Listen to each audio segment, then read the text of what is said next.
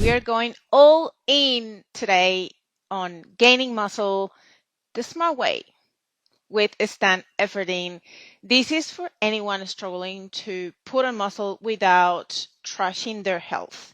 Now, we also be going to be covering how to bulk without just eating junk, the updated and all things vertical diet 4.0, tools for digestion, cholesterol, PCOS, performance, how to fuel growth on a budget, sleep, blood work, recovery tools, and game changing supplements.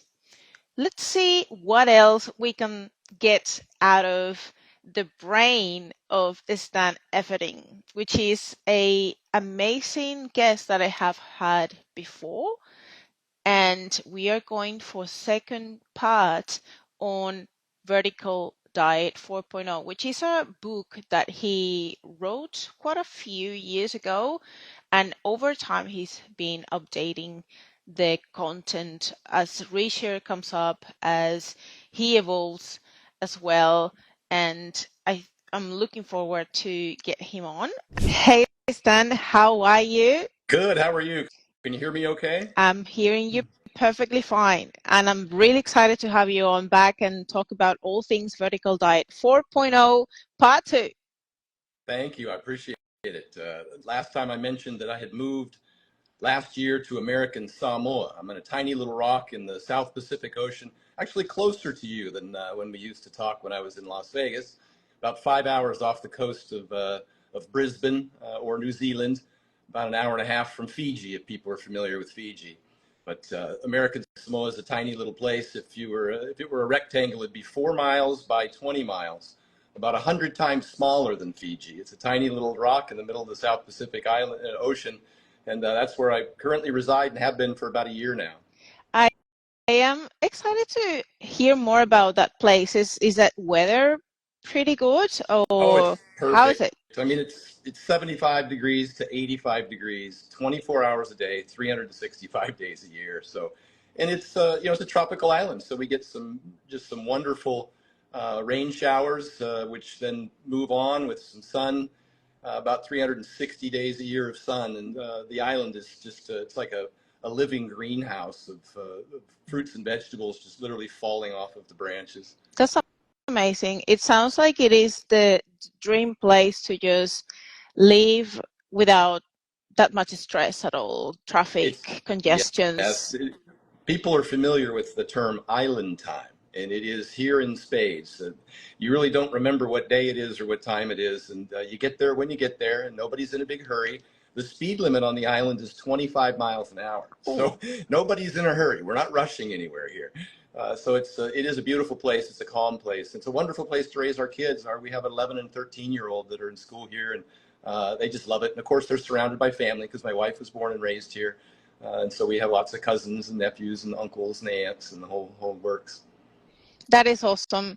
And I'm really excited about today's topic because there's quite a few things that we didn't touch on our last episode, which sort of like follow-up questions about your newer update for your Vertical 4.0.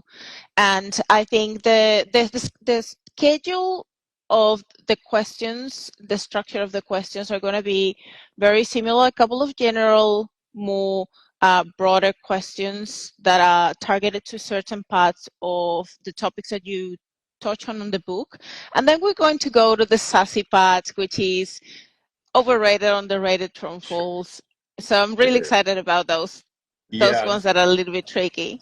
it's So always good to get the comment section stirred up, a little dumpster fire. I know, but we are ready. So I am very curious about one of the questions that I had for you is that you have obviously coached heavy lifters, bodybuilders, aging athletes, shift workers. What's your go-to strategy for helping someone thrive when life gets just unpredictable? Yeah, boy, we talked before about kind of the big picture, the tent under which everything else is housed is really compliance. And you just hit on something that makes it very difficult. I coined the term numerous years ago, compliance is the science. And ultimately, whatever program that you implement for your client or an individual for themselves, compliance is the most important thing. You can't do it on and off and now and then. And so you have to be careful not to design a program that people are unable to adhere to long term. And oftentimes people want to design these elaborate programs and they make the perfect the enemy of the good.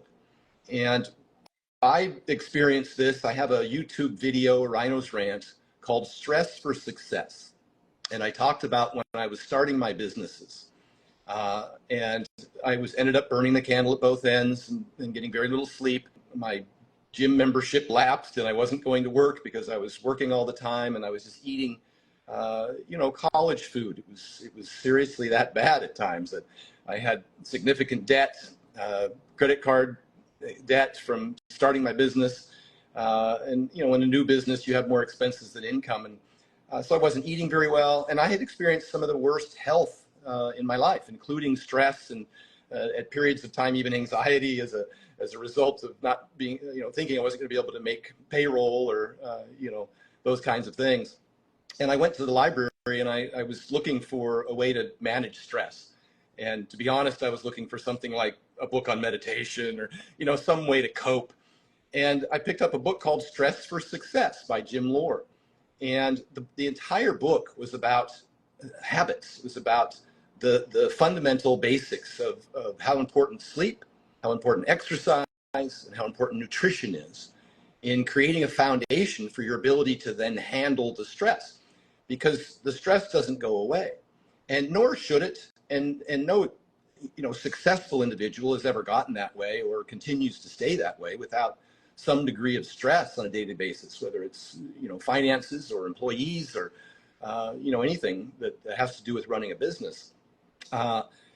And I had not been managing those well. I'd only been sleeping like 4 hours a night, and I had not been exercising, and I had been eating like crap. And really the whole book was just about shoring up those fundamentals. And so when things get busy, to directly answer your question, when things get really busy, I try and create a foundation of habits, of regular behaviors that still allow me to prioritize, because things are busy, probably because of work, maybe first and foremost, and second, things get busy because of family and the like. And so I want to be able to focus on those things and prioritize those things. In order to do so, I try and what I call pay myself first. I try and give myself the tools necessary to be successful at any of those stressful times. And even, when you're real busy and you don't have a permanent schedule, first and foremost, you have to sleep. You'll lose that battle every time. Secondly, just some regular exercise. And that's kind of when I started doing the 10-minute walks, because I didn't really have time to, there's a big barrier to entry to getting changed, getting in a car, driving to the gym, doing a workout, spending 40 minutes on a treadmill or what have you. It's the first thing that gets sacrificed in a busy schedule because, things happen, life happens. I got to stay late at work. I got to pick my kids up. I've got all these obligations, and trying to schedule a regular workout time can be very challenging. And so the 10-minute walks became kind of my moniker that I introduced many years ago, at least in this industry. Walks have been around since ancient Chinese time, and they're just so effective and they're so easy to do, and you could do them anywhere. And so the walking became my regular exercise.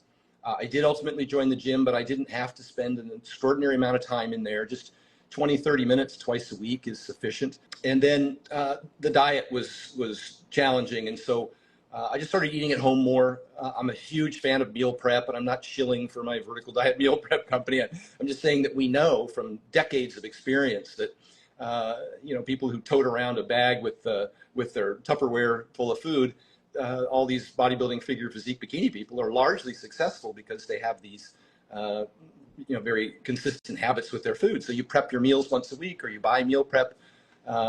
And then you can stay on some semblance of a diet. And I think the big thing is, as kind of where I started, where I'll finish is that just don't create a plan that is unsustainable, and you can do the very least 2 or 3 10-minute walks a day, along with one or two visits to the gym a week, just to challenge yourself with some resistance training, coupled with some somewhat responsible sleep patterns, which generally are affected as a result of bad habits, personal bad habits.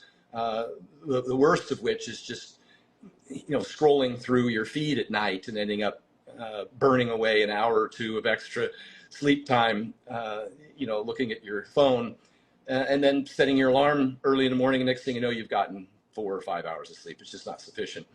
And if you can do just the very basics, I would argue that gets you 95% of all this progress you're going to get, even if you're doing everything quote unquote right or perfect. The vast majority of it has to do with just being consistent with those things. And so don't set yourself up for failure. I agree 100%.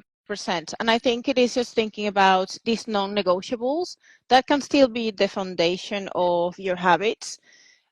Would you put them in buckets? So like if there are non-negotiables, let's look at few pillars that should be like foundational.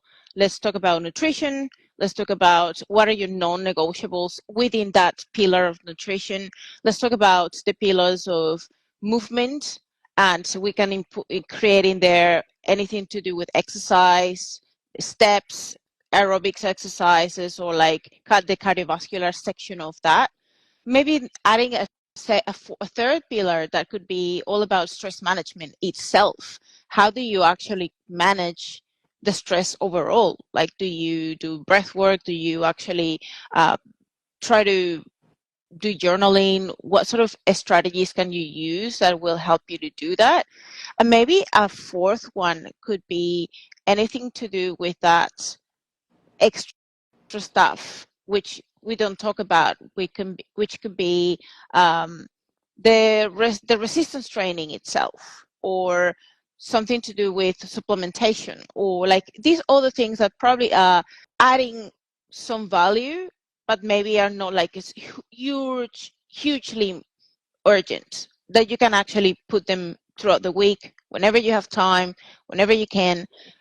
What would you suggest that order of pillars, and within each pillar, what would be your non-negotiables? So if we think about nutrition, what would be your non-negotiables with that nutrition? Because some people won't be able to have time or mental space to track the macros or like track calories, but perhaps there's certain things that tell them, okay, you don't need to track, but as long as you can have these certain guidelines or certain rules that will sort of shape the way you make your meal choices, that make you choose to put the plate in front of you that has some visible structure around the macros and the protein, the fiber, like good quality food. So what are some of the things that you could say or come up with that truly give you the idea of some patterns and guidelines that you should follow for these pillars? Yeah, I think you hit on all of the things that are important. I hate to even put them in order of importance because I think that all of them have to be managed at least in some minimal fashion in order for you to be successful. For instance, if you're only getting 4 hours of sleep, if your diet's perfect and your exercise is good, you're still going to struggle. And by the same token, if you're getting 8 hours of sleep and you've got a really crappy diet, and you're not exercising regularly, it's going to be difficult for you to be successful. So I think at least those three are the big rocks that I talk about first and foremost. Let's get an adequate amount of sleep. I think that's 7+ hours from and I know some folks are squeezing 6 and they're just too busy, but I do promote 7 of quality sleep. And people who there's a lot of people, folks who are overweight or folks who lift a lot of weights and have a thick neck, who might suffer from apnea and maybe in need of a CPAP to resolve sleep apnea, so they're getting quality sleep. And a lot of the things that people do to try and get better sleep, maybe Ambien or a couple glasses of alcohol at night or something like that, actually inhibits quality sleep. It prevents good deep sleep and REM sleep. So we got to be cautious that the quality is as important as the quantity of sleep. And then, as you mentioned, diet. What would I do with diet, particularly for a busy individual? Uh, it's the basics. It's more whole foods and less ultra processed foods. If you're going to do fast food because you just don't have the time to prep meals in the morning or what have you, then you're going to have to make good choices. And I've done this for a lot of clients. I understand that some of them eat on the road. Clients that travel a lot. And so I have to find out, well, which restaurants would lend themselves to a healthier type diet that you can go to, and then try and pick the menu items that would make you more successful. If you're going to go to a Subway, you'd probably choose the chicken sandwich before you'd get the meatballs. And that's just going to be, in terms of calorie density and lean proteins, it's going to be a better choice. I've even had clients that even with their kids and high school kids who aren't necessarily meal prepping, and when they travel for events or for sports, etc., they're all going to go to a fast food place, and you have to make some wise choices. Rather than the bacon double cheeseburger, maybe you do get the chicken sandwich instead of a large fry, a small fry. Instead of a regular soda, a diet soda. Some people may be at the point in their journey where those changes, those small changes, are actually an improvement. When I say from regular soda to diet soda, you got to meet people where they're at. And if they're drinking a 6-pack of regular soda and you could just get them to move to a diet soda, I know a lot of folks get up in arms about artificial sweeteners, but that's a significant improvement. Stu Phillips has been doing a lot of posts lately, which is great because he's just one of the most extraordinary resources up at McMaster University, PhD exercise phys. Has done a lot of research to show that the vast majority of people just aren't doing anything. They're not on any type of diet, or they're not exercising at all. And so if you can get them to take 2 10-minute walks, and you can get them to go to the gym once a week for 20 minutes and do anything, he's not even counting out the pink dumbbells. He's saying that's still better than where they're currently at. And as long as they can start to develop the habit, then, eventually they'll, frequency is more important at that point than intensity, just compliance. And eventually you'd like to see that, your walk, you'd kind of pick up the pace a little bit and start to, be deliberate about it and pump your arms and move a little faster. But that comes with time. The habit becomes more important than the intensity. And the same thing with the lifting.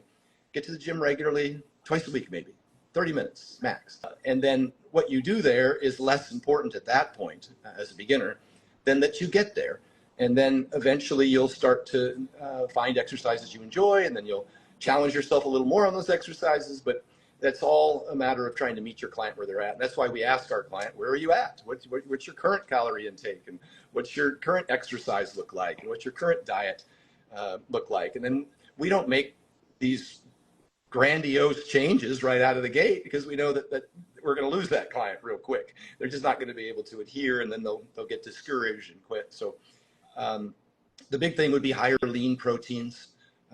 Chicken breast is a good go-to. Tuna and water is a fantastic go-to. I think low-fat dairy, particularly if you're dieting, just for calories. Not that I'm trying to demonize fats here, but particularly like a Greek yogurt is just golden.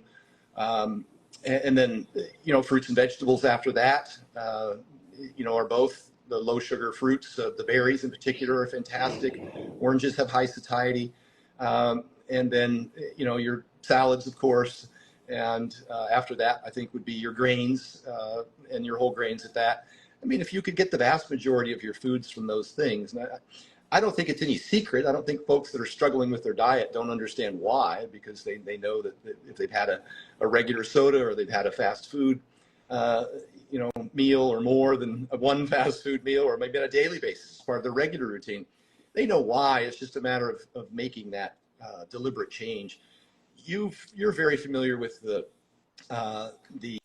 one of the longest, the weight control registry, one of the longest trials on studies on successful dieters. Over 10,000 dieters they've tracked now who have lost over 60 pounds and maintained that loss for over 6 years. The very first thing, 98% of them went on a diet. So that's the first thing, is declare that you're going to go on a diet. You're going to have a plan, because a plan is better than no plan. And a goal without a plan is just a dream. It's just a wish. And so the first thing they do is they pull out a piece of paper and they, here's my goal, but here's how I'm going to get there. So they go on a diet. And then 95% of those people, they increase their exercise. The number one exercise is walking. And then the vast majority of those people weigh themselves daily. That's part of tracking. And that which gets measured gets improved. And so when I get a client, I ask them to send me every morning. They send me a text, and it has their hours of sleep, their morning weight, and I want them to send me a picture of each meal that they eat throughout the day. So that takes them, a grand total of about 2 seconds to snap a shot and WhatsApp it to me. And it does a lot of things. It helps them help themselves keep accountable and be accountable to someone, me as their trainer. And it's our way for us to kind of document this journey so I can always look back and see. I still, to this day, I print out an Excel spreadsheet, and across the top is the days of the month, and down along the left-hand column is all the things that I would like to do in that day to be successful. And I write down my hours of sleep, and I write down my morning weight, and I write down whether or not I took 10-minute walks that day. I write down whether or not I lifted. And so at a glance, and I just do it 1 week at a time, at a glance, I could see, based on how many X's or empty boxes there are, if I'm even in the ballpark, if I'm even getting my 80% compliance. And I'll know right away if I'm not achieving my goals, that I can see it's just because I have to tighten up a little bit on, maybe an extra hour of sleep, or maybe one more walk, or just, maybe I missed a workout. That's an easy way. I just find that most things I put in my phone is kind of like, your junk drawer in the kitchen. Once you close it, you just forget about it. And so I like to have that actual piece of paper sitting there. And sometimes I put, I write little to-do list items on it or whatever. But tracking is huge. That which gets measured gets improved. So that kind of covers the big rocks. And one other thing I'll mention on that study, 73%, I think, if that number's as I recall, of those successful dieters, they ate breakfast every day. And that's not to say you have to eat breakfast. It's just to say that you don't have to not eat breakfast, because a lot of people think that you have to. We went through this whole. Hopefully, we're at the tail end of it, or it's long since gone. At least for amongst those of us who practice this, that you have to fast to lose weight. It's a perfectly viable path, but it's not required, and it's no better than continuous calorie restriction by eating regularly. And so it's a matter of personal preference, and the vast majority of successful dieters get up in the morning and they eat a breakfast, and hopefully a high lean protein breakfast to get started on the day. So I may have covered more topics than you asked, but those are the big pillars, and the most important thing there is compliance again. Yeah, those are big rocks. And I guess one thing that you mentioned that was very good that we can sort of bring back is that you use somehow of a form of tracking your habits or the things that are truly important to you. So maybe a habit tracker, maybe a consistency calendar when you're ticking things off.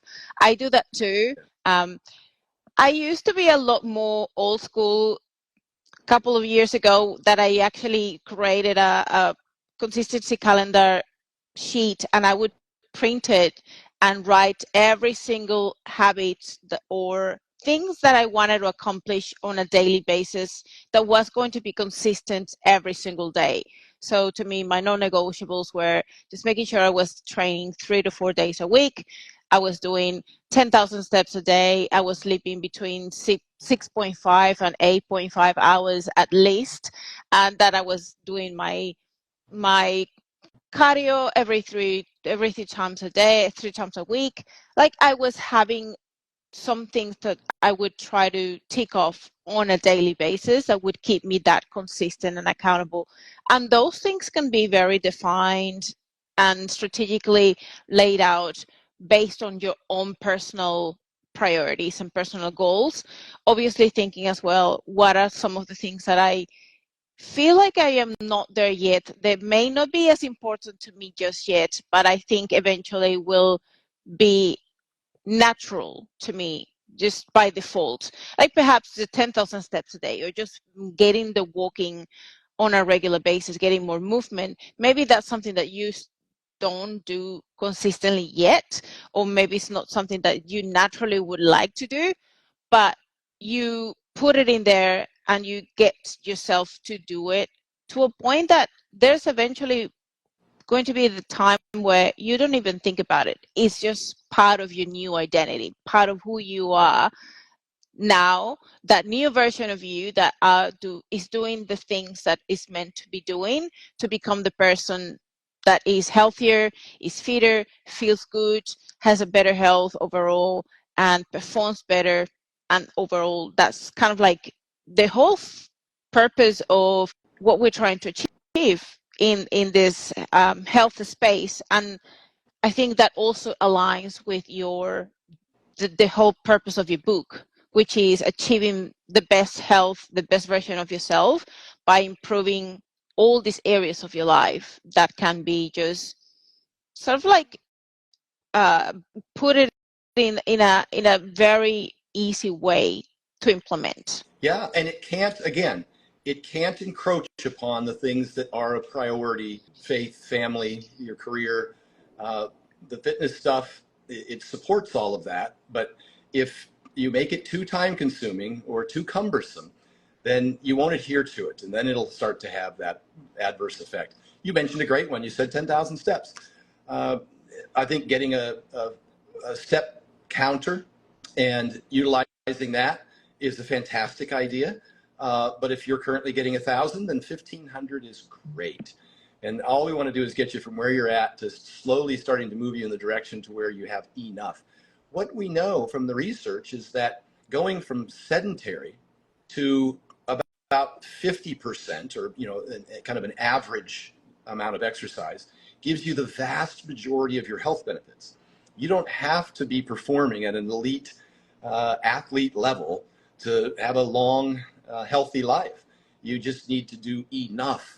And the vast majority of those benefits, we see it's kind of an asymptotic curve, right? You see this huge increase in health span and lifespan, just going from 500 steps to 4,000.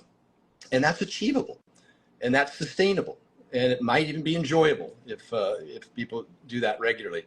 So that's what I think is most important. And we see the same thing with weight loss, as we've discussed before. And look, I'm an author of a weight loss book, but I also understand that 95 to 99% of health benefits, and this is the authors of these researchers stating these statistics, not me, come simply from the weight loss itself, irrespective of the diet, which is why I mentioned that there's many paths to the same destination, and fasting is a perfectly viable option. So could a restrictive diet be keto, vegan, etc., as long as you're losing weight? There's pros and cons to both, and you can do any type of diet in a healthy way or an unhealthy way. But that kind of gets you down into the weeds. But the weight loss itself, presuming you get sufficient protein and exercise, will be the primary driver of health benefits. And it doesn't have to be an enormous amount of weight. If you're 300 pounds and you're suffering from type 2 diabetes, a 15% weight loss, 45 pounds, is sufficient to reverse type 2 diabetes. And that could include getting off of medication for those people who haven't had diabetes for an extended period of time and don't have damaged beta cells in the pancreas. But so you don't have to have a six pack. You don't have to go from 300 to 185. We both have clients that have done that, but the vast majority of health benefits come in that first 15%. And that's even 7% has a huge impact on health and NAFLD, liver fats, etc. But we see at 15, that's kind of, if somebody has type 2 diabetes, that's kind of what we set as an initial goal. If they're 300 pounds, if I can get them to 255, which seems achievable. That doesn't seem overwhelming. They don't have to be 185. Can give them 90+% of all the health benefits that they're going to realize and reverse type 2 diabetes. And so that, again, even the goals don't have to be extraordinary. And you can be patient because you're going to experience health benefits for the duration of the journey. Yes, I agree. And I would say give yourself plenty, a decent amount of time. Don't be overly ambitious about the time frame, because a lot of people have unrealistic expectations. Okay, well, I want to lose this 10 to 15% of my body weight in 12 weeks. And that is obviously not impossible if you use very extreme methods, but they're not going to be sustainable or actually teach you anything to maintain the weight loss after you have achieved that ideal weight. Yes, you can get there a lot faster, but there are a couple of things. You won't be able to learn any skill that is going to help you maintain it once you achieve it. And secondly, you're putting at risk not just the psychological part of, or like that relationship with food, huge amount of restriction. You have to eliminate a lot of things, uh, and go very, very low calories, very aggressively. But the other thing that I feel is the amount of muscle and lean body mass you will lose if you go so aggressive, that will just put you in a very disadvantaged point. Is there anything that you have to say about going way too fast and losing a lot of muscle while you yes, you're achieving 10%, 50% weight loss, but is it worth the risk of that lean body mass and going super fast to achieve that health benefit? So what is more important, achieving that 10%, 15% loss for the sake of health, or going a little bit slower? You will still get there, but you will also have the time to preserve the lean tissue, your muscle, and learn the skills that are going to help you keep it off for the rest of your life. Yeah. Under supervision with a good coach, you can lose a significant amount of weight very quickly, so long as you pour a lot of effort into retaining your lean mass. You're very right. That is very important. Losing a little bit's fine. What's interesting is, and what you and I have discovered over the years, is that people who are significantly heavier than their counterparts used to believe that they had a slower metabolism. And in fact, now we understand that they probably have a slightly faster metabolism, and that they have more lean muscle mass, just from toting around that extra weight. That's what we see in reality. They just happen to have dysregulated hunger signaling, and they eat more than they think, and they're hungry more often than their leaner counterparts. And so it's kind of unfair there, because it is hormonal in terms of ghrelin and leptin signaling, and it is calorie based. But not to get too far off into that, we do have some research. Stu, again, has done, Stu Phillips at McMaster University, I believe, performed a study where he had significant calorie deficits, something north of 40%, maybe 1,000 calorie a day calorie deficit. But he compared it to a group that had a 500 a day calorie deficit. And he even cut the protein in half, which I believe his low end is about 1.2 grams per kilogram now, or about 0.6 grams per pound, is what he would suggest is kind of lower end of what is ideal for retaining lean mass. And he suggests going up as high as 1.6 per kilogram, or 0.8 per pound, in terms of optimizing lean mass. So there's a range there based on what is sufficient and what's optimal. But in this research that I recall, there was a significant training component. And the people who were at the 1,000 calorie deficit, even at 0.6 grams of protein per kilogram, or 1.2 grams of protein per pound, did not lose muscle. They didn't gain any. The other group who only had the 500 calorie deficit and added the extra protein, the 1.6 grams per kilogram, they actually gained 3 or 4 pounds of muscle, just a couple kilograms of muscle throughout the course of this study, but they both lost significant weight. And so what that study shows us, and what Stu has been reiterating now and is banging on very hard on social media, on every interview and post, is the training stimulus. Not necessarily even the protein, as long as you get adequate protein. You don't need a lot of protein. The training stimulus is far and away the primary driver of retaining or gaining lean mass. And so I would suggest that, irrespective of the rate at which you lose weight and the significance of the calorie deficit, once you get adequate protein, which that's probably much lower than what bodybuilders presume, and I just mentioned those numbers, that the training stimulus becomes of huge importance. And that's when you want to get a trainer and get to the gym. And these people who had the 1,000 calorie deficit and lower protein, who maintained their lean body mass, they were tired at the end of the study because they were training hard. So you can do it, but it will take a significant, and I'm not saying they had to train long. It was an extraordinary amount of volume, but the frequency was consistent, probably twice a week per body part.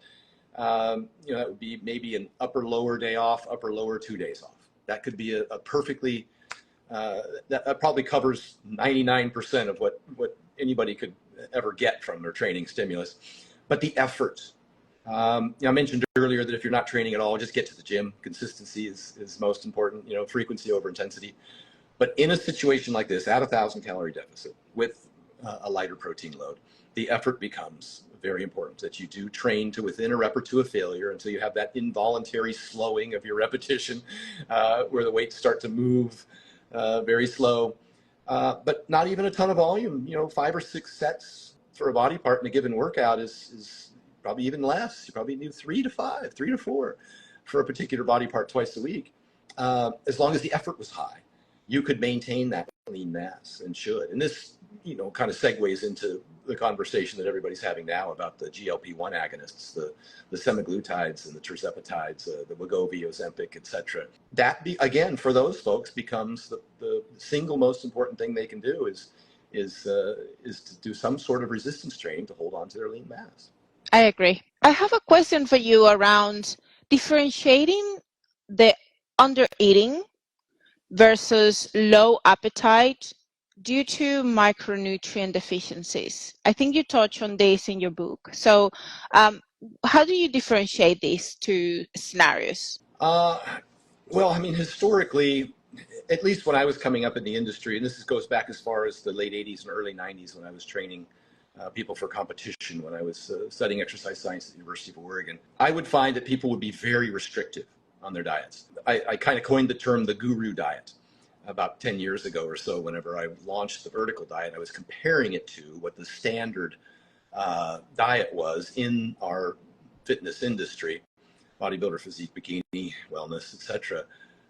And that diet was extraordinarily restrictive. They would take the egg yolks out. There goes your choline and biotin. They would take dairy out. Of course, there goes your calcium. And with yogurt, your fermented foods for microbiome. They would demonize red meat. And so iron was a concern, particularly for women. They would take out fruit, which is, full of polyphenols and a host of other benefits. They would start severely restricting carbohydrates and calories. And that might have an impact on thyroid function and sleep. And so I just noticed that these diets were consistently just like a whey powder, an egg white, some white fish, a little bit of broccoli, and maybe a dollop of almond butter. And I'd probably just summarized 90% of the guru bikini diets that were prescribed to people throughout the better part of the 2000s. And it resulted in, generally the term is the female triad: a cessation of the menstrual period, amenorrhea, iron deficiency anemia, hypothyroidism, chronic, bone mineral density loss, all of those things, which, ultimately would end up resulting in hair loss, and of course, massive amounts of energy, poor skin, and then depression. Ultimately, I found very many times. I've conducted over 200 seminars in 20 countries in all 50 states. And I talk about this in every seminar. I talk about the female triad and the guru diet. And not a single time have I done a seminar where a female athlete has not approached me after the seminar and said that she was one of those people who had been to the doctor as a result of having gone through all of these problems, and the doctor has prescribed her antidepressants. And it's terribly sad to see. And I mentioned previously, I think when we discussed that, so long as that was confined to our little industry, and it was kind of a one-off, it didn't seem like a huge deal.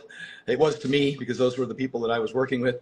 But then when this industry's gotten so huge now, and social media has gotten so big, now you've got your soccer moms who aren't competing, following these same diets and suffering from all of these problems and not being aware behind the scenes that that's what most of these competitors go through. So, and that has to do with micronutrients. To get back to your original question, a lot of those micronutrients are very valuable and necessary.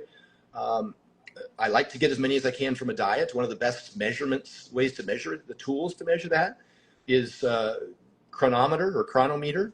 It's an app that you use to put all your food into, and it tells you what all your vitamins, minerals are, and compares them to the RDA. And so at very least, you can see where your exposures are, what kinds of things you're not getting a sufficient amount of. And then secondary to that would be a comprehensive blood test looking at some things that you could test, vitamin D, iron, magnesium, etc., and see if there was a deficiency that you couldn't remedy with supplementation or an alteration in your diet. But that's very foundational for general health, is to make sure you have adequate micronutrients in your diet. And that's why we shoot for lean animal protein sources and plenty of fruits and vegetables, is because they're so diverse in those micronutrients, and we don't like to be very restrictive. We don't like to take the egg yolk out. We like to leave it in there. And we don't like to completely eliminate red meat. We like to keep dairy and fruit in there for those people who can tolerate dairy. So that's my recommendation, is to be just more diverse from the get-go and not be over restrictive. I love that. And I think it is so good that you're mentioning all of these things. But now let's move to a rapid fire true and false. Okay, so I am going to make a statement and you will let me know if you think it is true or false, and expand on your answer a little bit, not too much, so we can cover a lot more questions. The first one is, muscle mass is the #1 predictor of long-term health outcomes. True or false? I think false. I think strength and cardiovascular fitness are equally as important or more. Okay. Number 2, you can out supplement a bad diet for a few years until it wrecks your health. True or false? I think that's true. Okay. Now, just a little bit of a blurb there. When you think about supplements for health, what are some of your go-tos, non-negotiables? I look at the ones that have the highest percentage of deficiency, either worldwide or in US. Vitamin D tends to be pretty low. Most people don't get enough omega-3s, and so fish oil would be a good supplement. And magnesium, people tend to be low in. Iron for women in particular, especially if they're on those chronic calorie deficits. Those are some of the big rocks. There's certainly plenty others that maybe a B complex, or you could probably get most of it from a multivitamin, omega-3s, and then if we're talking about just supplements in general, you'd probably want to throw creatine in there for some of the benefits that you may obtain from creatine as well. I don't consider protein powder as a supplement. To me, it's just food in a can, and it's not to say anything bad about it. It just isn't really a supplement as I define them. And so those are kind of the big ones: vitamin D, magnesium, omega-3s, and maybe toss some creatine in there, and then blood testing to see if you're iron deficient. Awesome. Okay, number 3, organic meat is a luxury, not a necessity. Well, it's certainly not a necessity, and this started a big war in the comment section. But we've had a lot of domain-specific professionals, academic, PhDs in nutrition, et cetera, who've done a better job than I can do in this very short period of time explaining that organic is a marketing term, and there's no evidence that organic is any better than conventional for health outcomes, and it's a matter of personal preference. And my biggest problem with people fear-mongering about it's no better in terms of pesticides either. They use pesticides on organics as well, so that argument falls flat. But my biggest concern is that if you demonize conventional fruits and vegetables by scaring someone about the way that they're grown, then I think we don't get enough fruits and vegetables as it is, and a lot of folks can't afford organic, and it might prompt them not to buy conventional produce, and unnecessarily so. And that would be, to me, would be the shame. That would be the drawback of trying to make those claims. Awesome. If you track your macros but not your sleep, you're missing the whole picture. True or false? Yeah, a lot of it. A lot of it. Yeah, I'm a big fan of tracking, and that doesn't mean doesn't have to be too time consuming. As mentioned, just hours of sleep. Macros. Those apps that we have now are pretty easy. It's pretty quick. It takes a few seconds per meal. I just like to have that, because otherwise, if I ask anybody in my seminar, what'd you have on Wednesday? They have no idea. They can't recall what they ate 2 days ago. Nor could I, and I do this professionally for a living and have for 30 years. I can't tell you what I ate 2 days ago, but I can reference it because I tracked it. Yeah. So I do think that's very helpful. I balance my checkbook too. It's not a burden on me because I want to make sure that everything's kosher. Yep. Next one. If you take probiotics, they are more useful for performance than prebiotics. True or false? Yeah, I think that's false. I think the prebiotics are a lot of the probiotics are ruined in the gut with the acidic nature of the stomach. The prebiotics survive that travel and can get all the way to the large intestine and stimulate the microbiome production. I also think that you have to mention fermented foods here. If you're going to talk about gut microbiome, the Sonnenberg trials at Stanford showed us that 100% of the participants who used fermented foods, whether it was yogurt, kimchi, kefir, etc., sauerkraut, all had 100% had improvements in their gut microbiome diversity and density. So got to mention that in that group. And the other limitation of probiotics is that they are limited just to a couple of strains. When you think about the big diversity in your gut, it could be a lot more strains that you are getting through a probiotic. So it makes it a little bit tricky to make sure that it's actually covering the needs that your specific diversity of your gut bacteria needs. So you may do more than harm than good. For a long time, if you take it chronically, like perhaps if you have a illness or an episode of like very bad diarrhea, maybe a probiotic or like an episode of antibiotics, maybe a probiotic wouldn't hurt for that period of short term, especially if your prebiotic or this fermented food intake is very limited. So that is an option.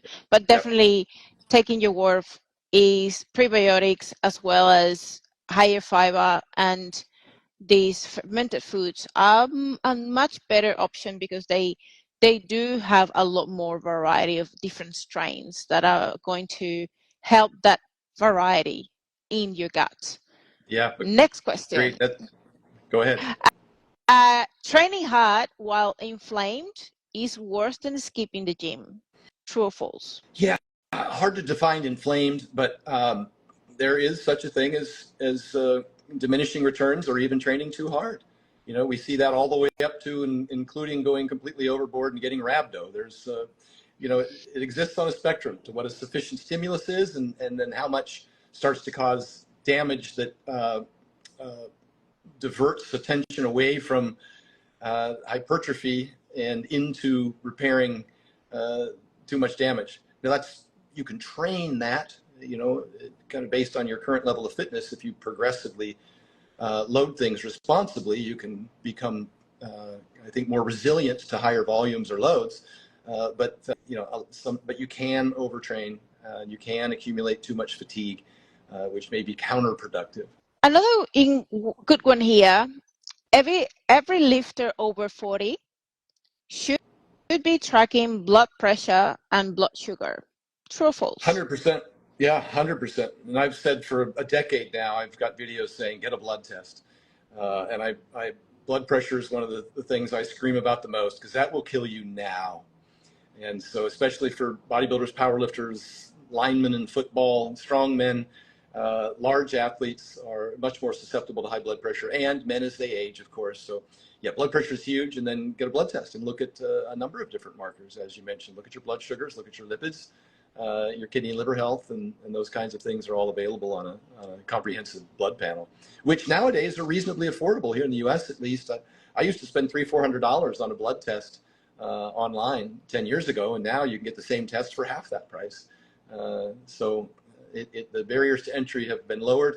You can do it online. You don't actually have to visit a doctor. They just email you a form and you take it down to the local blood draw place, and in 3 days they email you your results. And so it's so easy now that at least as a baseline, I think everyone should get a blood test initially, and then if there's anything on there that's of particular concern, implement a protocol to correct it, and then test it after a month or 3 to see if you're making any progress on that. It's all part of tracking. Yeah, I agree. The only limitation of those prescriptions to get a blood test initially from some GPs, at least here in Australia, is that you get just a very, very basic, Yes. superficial blood Yeah. test request that don't really cover much of the things that you truly could be at risk being deficient of. So like the big things, or certain hormones, or certain micronutrients, certain things, like if you don't ask for it, and the doctor doesn't seem to see the benefit of actually investigating further, you're like, no, I'm not doing that for you. Yeah. It's like, oh, okay, fuck. Well, especially where you have socialized medicine, because the government pays for it, and so they're less inclined. Canada, Europe, Australia. I have clients all over the world, and they have a little harder time getting comprehensive tests because they're not paying for it. And here in the U.S., you pay for it out of pocket under the proposal that I'm suggesting. In which case, you can get whatever test you want. You can order a la carte off of these websites. So we are fortunate in that regard. I did have some links, and maybe if someone were to DM me, to blood tests that you pay out of pocket for in Europe and Canada and Australia. I don't know if they're still valid because it's been some years since I've had anybody ask about those, but there are some labs that'll do that out of pocket. Yep. Okay. Now let's move to overrated, underrated. Quick statement, and you let me know. Number one, creatine. I was going to say creatinine. Creatine for brain health. There's a small benefit. I follow Stu Phillips' lead on this as well. We're so fortunate to have these researchers that have been doing this all their life for us and have the academic credentials. But why not? You know, for some people there is some benefit. It's extremely affordable. Doesn't seem to be any side effects. I throw that in there as one of those. There's no downside. I agree. I follow Darren Cardone as well, which is big on creatine research, and he proposes that for brain health specifically, it seems like the recommendation is around 10 grams a day versus 5 grams a day for performance. So it's very interesting that a lot more research is coming for brain health and creatine. Now, the next one is GGMs for bulking agents. True, overrated, underrated? I don't follow that. What? Explain that to me. I don't get the initials. Sorry, CGMs. Oh, continuous glucose monitors. If you have diabetes or you're pre-diabetic, very valuable tool. If you're not diabetic, there's nothing concerning about normal physiological blood sugar elevations in response to eating. That's perfectly normal. This idea that spikes at the peak of the spike has an adverse effect. There's actually research suggesting, this was done in pregnant women, that those people who had the more aggressive pancreatic insulin release in response to eating carbohydrates were the healthier ones. They had a more robust mechanism to respond. And this could be a little deeper, but sugar doesn't cause diabetes. Diabetes is caused by energy toxicity from any calorie, and actually saturated fat drives NAFLD at twice the rate of sugar. So, and I just say sugar because I want to get past carbohydrates and right to what they break down into in glucose in the bloodstream. But if you're in a calorie deficit or you're metabolically healthy and you're eating a high carbohydrate diet, many of those high carbohydrate diets, whether it be the vegans or even some of the blue zones, they have north of 80% carbohydrates in their diet. And we see long-term health so long as they don't suffer from energy toxicity resulting in NAFLD and then pancreatic fat. So no, I'm not a big fan of CGMs for people who don't have diabetes. I don't think we see any evidence that it helps with their weight loss journey or anything like that. So perfect. Next one, shift workers following intermittent fasting. Overrated, underrated? There is some evidence that shift workers should not eat during that nocturnal period. It might help them with their sleep, but there's also some light impact from the sun, and so one of the recommendations that's been researched for shift workers, and I have a lot of them, whether it's police, fire, ambulance, nurses, doctors, etc., is that as the morning comes and the sun starts to come out, that you should probably wear blue blocker glasses. And then once you get home, what we find is that most shift workers only sleep for a couple of hours, and they get up and go about their day, and then they nap again later. And that is not the optimal way. You don't get to add 2 + 2 or 3 + 3 to get 6 hours of sleep.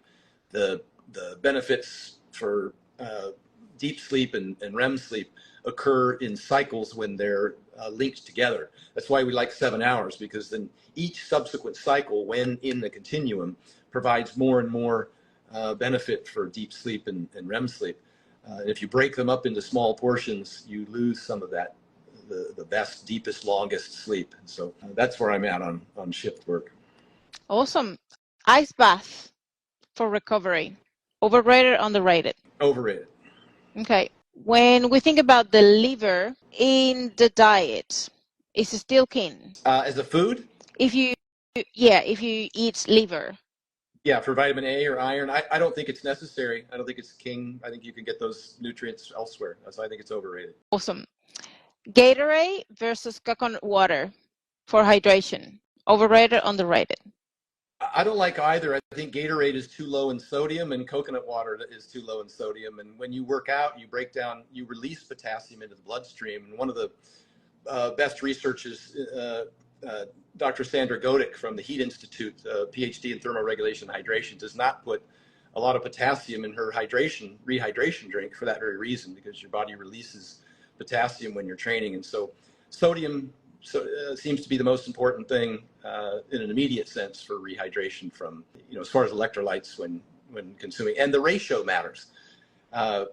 Too much sodium and your body will respond by, drawing water to the small intestine and pissing it out, and too much sugar and it'll do the same thing.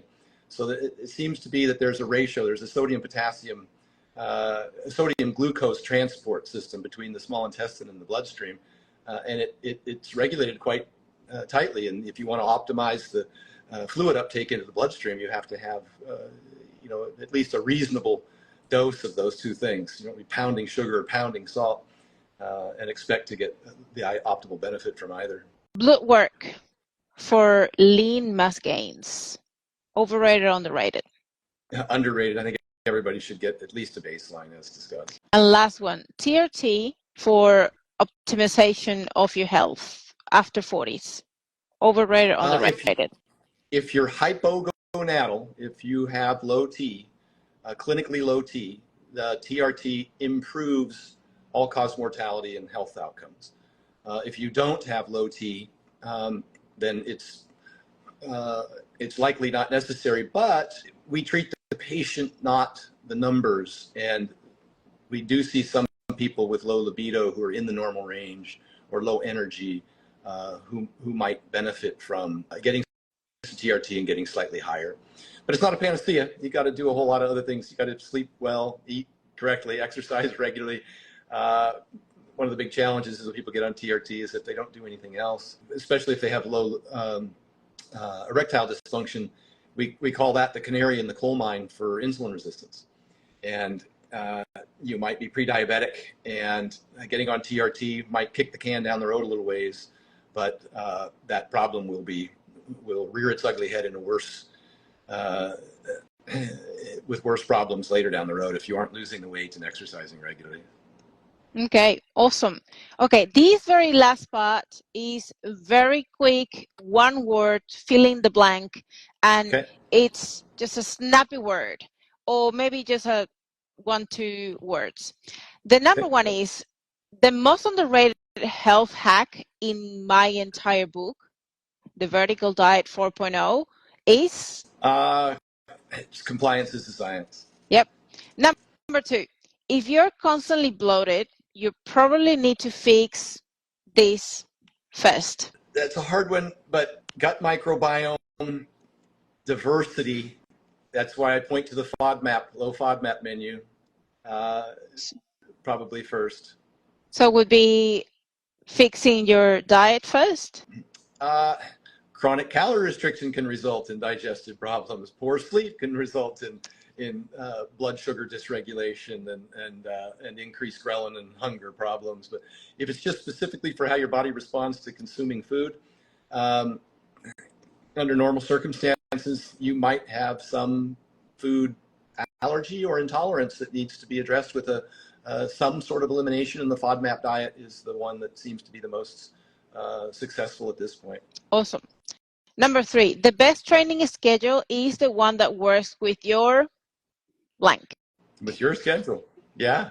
Perfect. Your body will get used to morning, night. Your body will get used to it. Just do it whenever you can. Consistency, compliance. The one lab test lifters should never skip is blank. Oh, that's going to be your blood pressure test. Okay, but lab test. Oh, lab test for lifters on the blood test.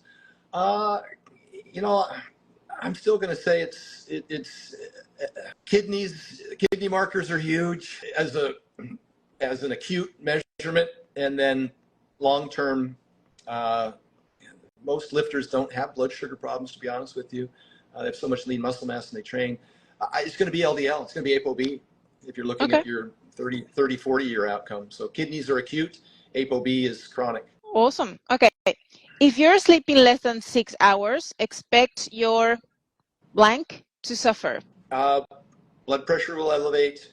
Blood sugars will elevate. Brain fog.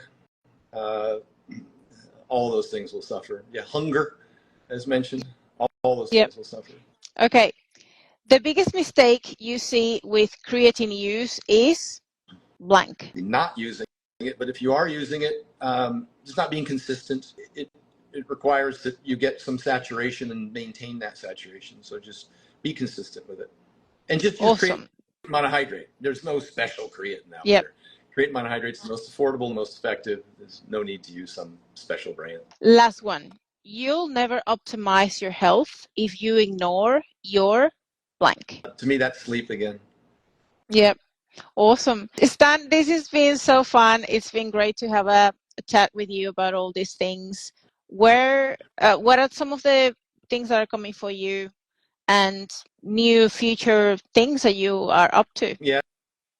Well, I'd say I've been working on a book for some time now. It's mainly for high school, collegiate, and college athletes and people who want to gain size and strength. It's called The World's Strongest Diet. It just focuses kind of specifically on people who are trying to gain muscle for performance, wrestlers, football players, any athlete, and the kind of training that is optimal for that kind of thing. So that's kind of my new project that I haven't released yet, but everything else is at stanefferding.com. I have my nationwide meal prep company. I have my Vertical Diet 4.0 book, and I have a link to the blood tests on there. And then my YouTube rants are still actually coming back around to be more valid now than when I did them 6, 7, 8 years ago. They're talking about all the things that we're still talking about today, and that's at Stan Efferding, and then Instagram is at Stan Efferding. You're amazing. I'm really glad that we were able to make this happen. This is going to stay in Instagram, this video. So for anyone who wants to watch it, it's going to also go into YouTube as well. So if you want to, make sure you subscribe, put podcasts on or comment podcast on this video. So I will send you the link of our latest episode as well. And Stan, I am super grateful for you. Thank you. And you're amazing. Thanks for having me on. Good talking to you again.